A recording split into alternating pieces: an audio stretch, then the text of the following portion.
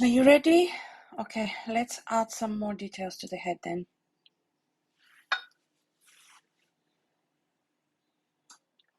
Okay, so in the previous one, we connected all the parts together, make it one geometry. Now we've added 3 subdivision levels for the time being on the whole geometry. Let's unhide our eyes, which I already did. And now I am thinking, how am I going to approach this? Where am I starting from adding the detail? I think I'll start with the head. I think we're doing the head in this one. So clay build-up brush. I don't have my symmetry on, and I will realize it soon enough. Oh, now I have it. X on the keyboard. Okay. Clay build-up brush plus the Opt key in Mac, Alt key in Windows to inverse the action of the brush. Instead of building up, we are taking off geometry. Still doing the same thing, taking off some geometry so we can gradually build up the eye sockets.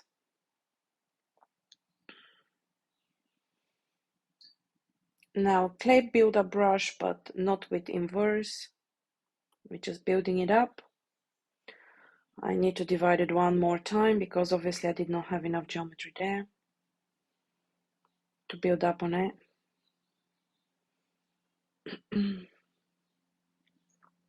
Now I'm looking at the pictures actually now on my second screen and thinking, how am I going to do these eye sockets? I always struggle with the eye sockets.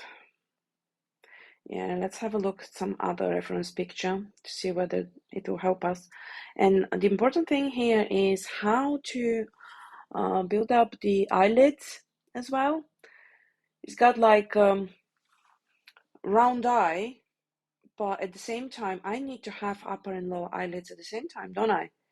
So it's very difficult. Yes, we can do the circle, creating the eyelids and do the circle, but then when we're animating it, how are we going to overlap the top and the bottom ones for the eyes to close? That's very difficult to, kind of do. And this is our base model. We're building up from this. Afterwards, we're doing the topology. So it's going to be easier to get it right. Okay, Damien Standard, that's one of my other favorite brushes. I think it's BDS. If you press BDS, it will open straight away the Damien Standard brush.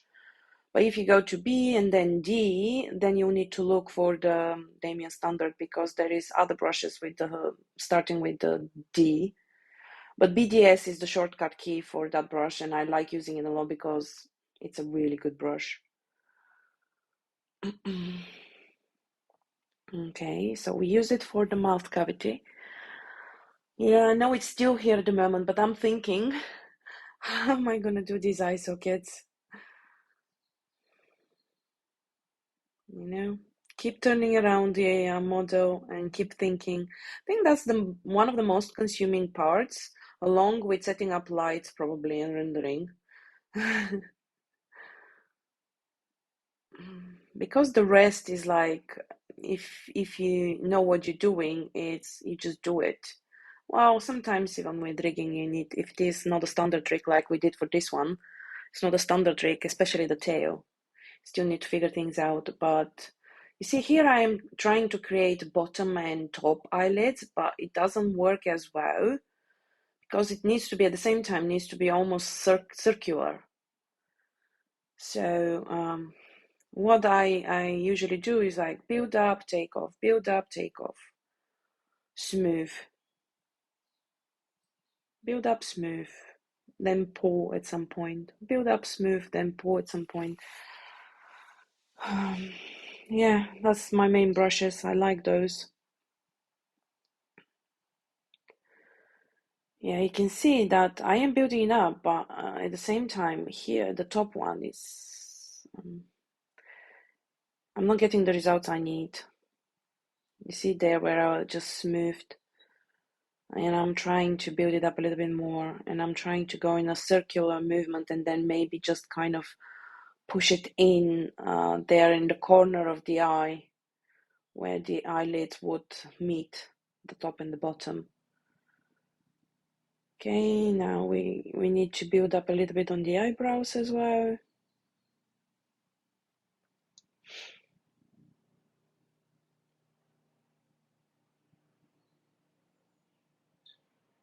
Yeah, it's starting to get some nice shape.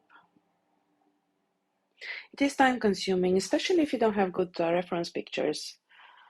That's why I actually stay away from projects. I've had to turn down a lot of human-like projects and realistic ones as well. That's why I don't like working with realistic, because with the cartoon style you can get away with things. Where with the realistic, not so easy to get away with stuff, and it's so much more difficult to get the likeness of a human than a cartoon character, you know. So yes, I've had to turn down jobs. I might have tried, but I don't think that I'll be good at it because I know how long it would take me, and I don't think I'll get the desired effect anyway. So I'd rather concentrate on something which I'm sure that I would be able to accomplish rather than wasting my time and getting people upset that you accepted the job and it's not up to your skills, let's say that. Okay, I had to zero mesh it again, and that did not work well. The Boolean, sometimes it gives you these errors. So if you I think I'll need to go down to the lowest subdivision level to be able to zero mesh it again. Sometimes it's nice if you can add that geometry from the subdiv and then you just do zero mesh, it adds you a little bit more geometry. There is ways of adding geometry just to certain areas. Wait, there was one tool which I haven't used for a while. Or there is the Dynamesh tool where you can add geometry to the whole thing. But for the time being, I use those tools when I do models for 3D printing. When I create my models for games and animation, I prefer sticking to this type of working with the Z-remesher and subdiv.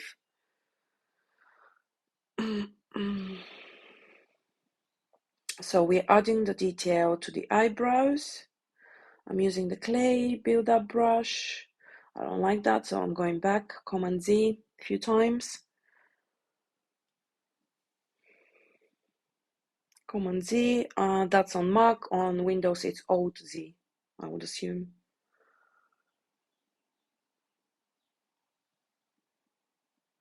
Yeah, I wanted them to be a little bit smaller, and I had to add one more subdivision level just for the detail, because you could see that it wasn't nice and smooth, the detail.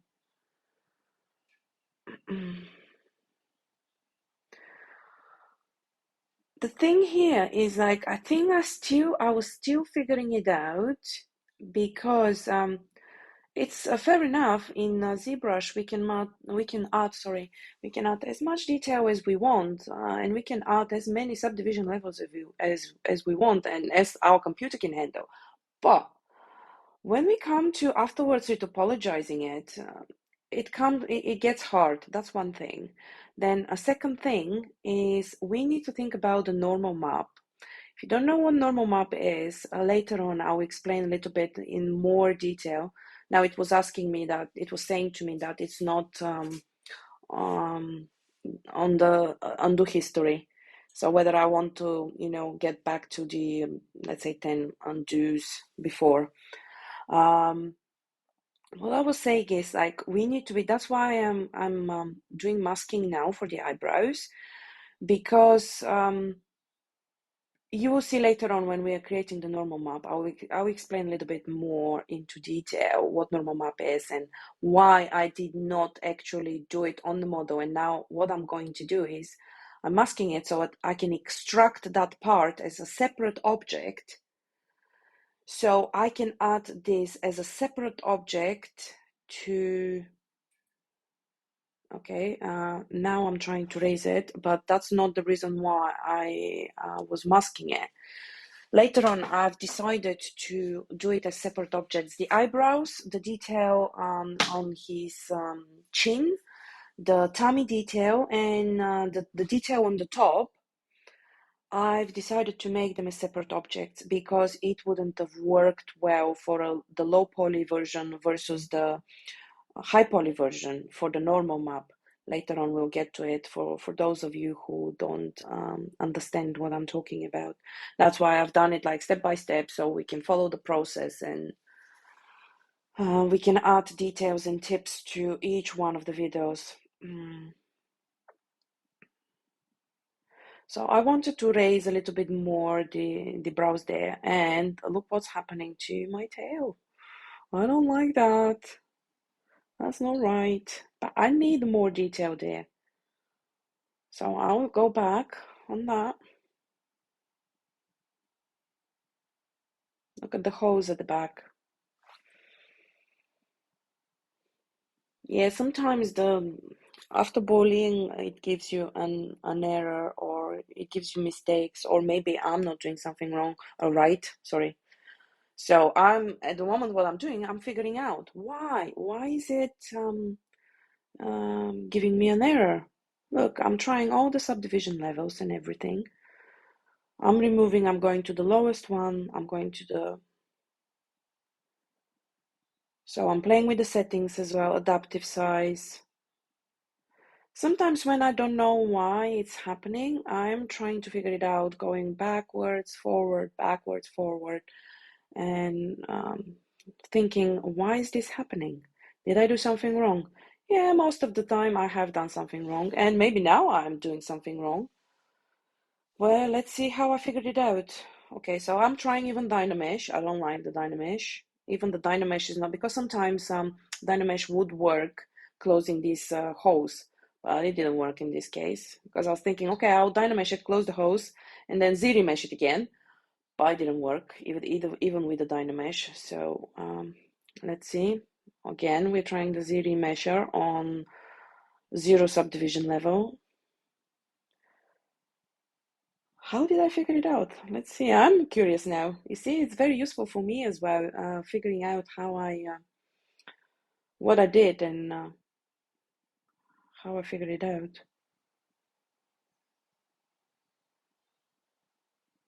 Delete higher. So I've deleted basically all the subdivision levels and then Z-remeshed it, and it worked. Voila. So that was the problem.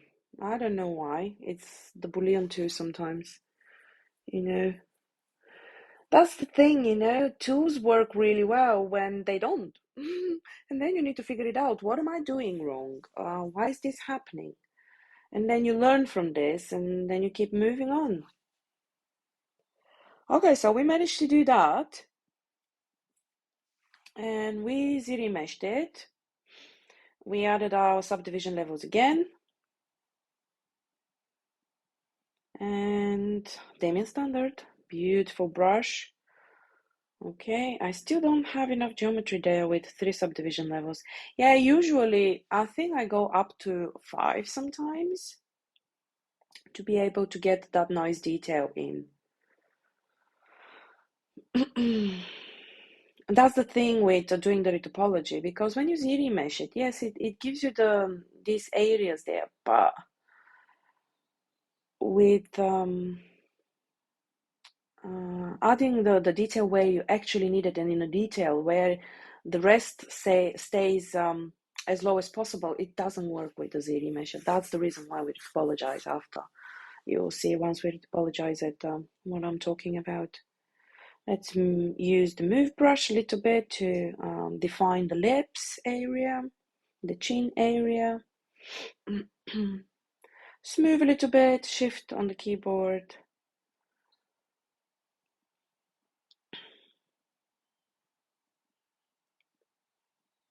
To scale your brush, remember S on the keyboard to scale it up and down. Now I'm masking and I'm trying something. I don't know whether it's going to work. Masking is a really good thing. When I was learning sculpting, I actually learned sculpting in Blender. And it was amazing. And Blender has add-on for, as far as I remember, I think it was an add-on that you had to add at the time. That was like 2 years ago. More than 2 years ago, actually, in the beginning when I actually started. So I've started 2.5 years ago to learn from scratch, to learn everything. And so, yeah, 2.5 years ago, maybe, I believe there used to be an add-on. I don't know how it is now, for the masking part. So that's how I actually learned to do masking and what it is used for. And it helps you, play just with a certain geometry, especially when it's a lot of geometry there, to just define some parts of the model. Okay, Damien standard for a nice detail. So we can create this mouth cavity where actually not the mouth cavity, but the mouth itself. And then we are going to extrude, after we do the retopology, we're going to extrude the mouth cavity, the throat area, where now we can't do it. Obviously, you can't reach into it. You can do certain parts, but you can't. You will see what I mean afterwards, if it doesn't make sense what I'm saying. Just follow the process. And I think we're done with this one. I will see you in part 11. Thank you for watching.